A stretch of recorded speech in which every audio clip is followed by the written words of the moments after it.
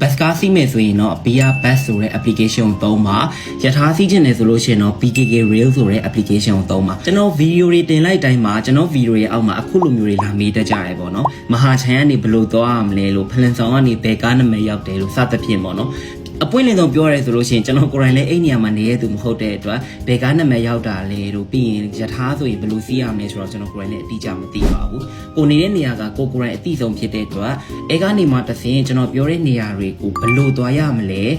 ဘယ်ကားနံပါတ်တွေရောက်တယ်ယထာဆိုရင်ရောဘယ်နှ station စီးရမလဲဆိုတာကအစအတိအကျသိနိုင်တဲ့နည်းလမ်းကိုကျွန်တော်ဒီနေ့ဗီဒီယိုမှာဝေမျှပေးသွားမှာဖြစ်ပါတယ်သူများကိုအားကိုးရမလို့ပဲနဲ့ကိုယ့်အကိုရှာပြီးတော့မှသွားလို့ရမယ်ပေါ့နော်ဆိုတော့စလိုက်ကြရအောင်ဘန်ကောက်နဲ့ဘန်ကောက်အနီးတစ်ဝိုက်ဘယ်နေရာမှာပဲနေနေကိုသွားခြင်းတဲ့နေရာကိုသွားခြင်းနေဆိုရင်ဘတ်ကားစီးမယ်ဆိုရင်တော့ BR bus ဆိုတဲ့ application ကိုသုံးပါယထာစီးခြင်းနေဆိုလို့ရှိရင်တော့ BKK rail ဆိုတဲ့ application ကိုသုံးပါဘာပဲသုံးကျွန်တော်တို့ Google Map ကိုတော့သုံးတတ်အောင်တော့လုပ်ထားဖို့လိုပါမယ်ပထမဦးဆုံးကိုသွားမယ့်နေရာကဘယ်နေရာမှာရှိလဲပြီးတော့ကိုယ့်အိမ်နဲ့နီလာဝေးလားဆိုတာကိုသိရဖို့အတွက် Google Map ကိုတော့အခြေခံသုံးတတ်အောင်လုပ်ထားဖို့လိုပါမယ် Google Map သုံးဖို့အတွက်ကျွန်တော်ဖုန်း GPS ကိုဖွင့်ထားဖို့လိုပါမယ်ပြီးရင်တော့ Google Map ထဲဝင်လိုက်ပြီဆိုရင်အပေါ်မှာ search bar လေးရှိပါတယ်အဲ့ search bar မှာကျွန်တော်တို့ကကိုသွားခြင်းတဲ့နေရာကိုရိုက်ရှာပါဥပမာအခုပန်းပွဲတော်ကျင်းပနေတဲ့ဆွန်လူဝမ်ရာမာနိုင်ပန်းချံကိုသွားခြင်းနေဆိုရင်ဆွန်လူဝမ်ရာမာနိုင်ဆိုပြီးတော့ရိုက်ရှာလိုက်ပါဒါဆိုလို့ရှိရင်ပန်းပွဲတော်လက်ရှိကျင်းပနေတဲ့နေရာကိုအတိအကျထွက်လာပါလိမ့်မယ်ဒီလိုနေရာလေးတွေ့ပြီဆိုလို့ရှိရင်ကျွန်တော်အောက်ဆုံးမှာ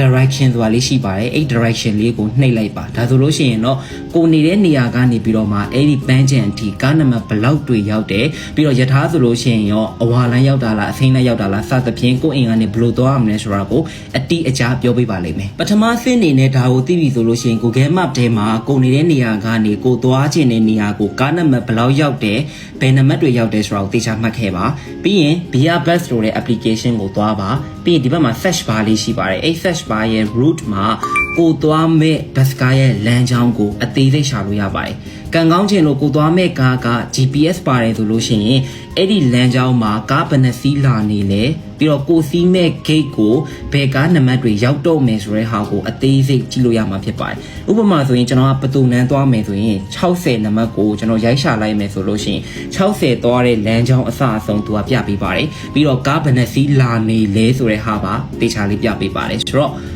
ဆိုလိုရာမနိုင်မဲ့သွားပတူနမ်းမဲ့သွားမော်ချစ်ပဲသွားကြိုက်တဲ့နေရာသွားချက်တူချက်ပဲသွားကြိုက်တဲ့နေရာသွားကျွန်တော်တို့ကကိုယ့်နေရာကနေမှတဆင်အဲ့ဒီနေရာတွေကိုဘာကားနံပါတ်ရောက်လဲကားလာနေပြီလားမလာသေးဘူးလားဆိုတော့အသေးစိတ်ကြည့်လို့ရမှာဖြစ်ပါတယ်တကယ်လို့ကိုကဘတ်စီမှမဟုတ်ဘူးယထာစီမှ MRT BTS တွေစီးကျင်နေဆိုလို့ရှိရင်တော့ကျွန်တော်ခုနပြောတဲ့ BKK rail ဆိုတဲ့ application ကိုသွားပါသူ့ထဲမှာအခုလိုမျိုး map အသေးစိတ်ပြပေးထားပါတယ်ဆိုတော့ခုနက Google Map နဲ့ပေါင်းပြီးသုံးမယ်ဆိုလို့ရှိရင်ကိုနေရဲ့နေရာကဘယ် station နဲ့အနီးဆုံးမလဲ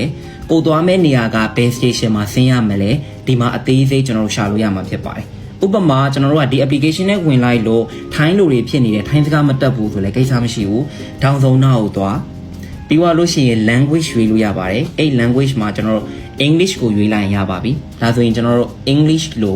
ဖတ်လို့ရမှာဖြစ်ပါတယ်အဲ့တော့အပေါ်ဆုံးမှာ starting point နဲ့ destination ဆိုတာရှိပါတယ် starting point ကတော့ကိုစစီမဲ့နေရာရဲ့ station ကိုရိုက်ထည့်ပါ destination ကကျတော့ကိုသွားခြင်းတဲ့ station နာမည်ကိုရိုက်ထည့်ပါဥပမာကျွန်တော်တို့က Paknan ကနေပြီးတော့မှ Sonluan Ramanai ပန်းချံကိုသွားခြင်းလေဆိုလို့ရှိရင်ကိုကြည့်ခြင်းတဲ့ map ကိုကျွန်တော်ခုနပြတဲ့ VKK Rail မှာ map အစအဆုံးကြည့်လို့ရမယ်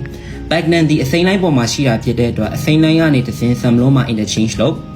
ပြီးရင် Samlong ကနေမှတစ်စင်းကျွန်တော် Sonluan Ramanai ကိုဘယ်လိုသွားမလဲဆိုတဲ့ဟာကိုကျွန်တော်ဒီ application ထဲမှာအသေးစိတ်ရှာလို့ရမယ်ကျွန်တော်ပြောတာခက်ခဲတယ်ဆိုတာမရှိဘူးမသုံးကြည့်ရတရားပဲရှိတယ်သုံးကြည့်ရင်လည်းသူ့ဟာသူသုံးချင်းရှိသွားတယ်ဆိုလို့ရှိရင်လွယ်လွယ်ကူကူနဲ့ကိုသွားခြင်းတဲ့နေရာကို bus ကားနဲ့တော့၎င်းရထားနဲ့တော့၎င်းကျွန်တော်သွားနိုင်မှာဖြစ်ပါတယ်တက်စီကားတွေလည်းမကုန်တော့ဘူးပေါ့နော်ခေါင်းလဲစားပြမလို့ဘူးသူများကိုလည်းအားကိုးနေကြမလို့တော့ဘူးရေလိုမေးချင်တာရှိရဆိုလို့ရှိရင်လည်းကျွန်တော်ရဲ့ comment မှာမေးမြန်းသွားနိုင်ပါတယ်ကျွန်တော်ပြန်ပြီးတော့မှပြောပြပါမယ်ဆိုတော့ဒီနေ့ဗီဒီယိုတော့ဒီလောက်ပါပဲအကျိုးတစ်စုံတရာရရှိမယ်လို့မျှော်လင့်ပါတယ် bye bye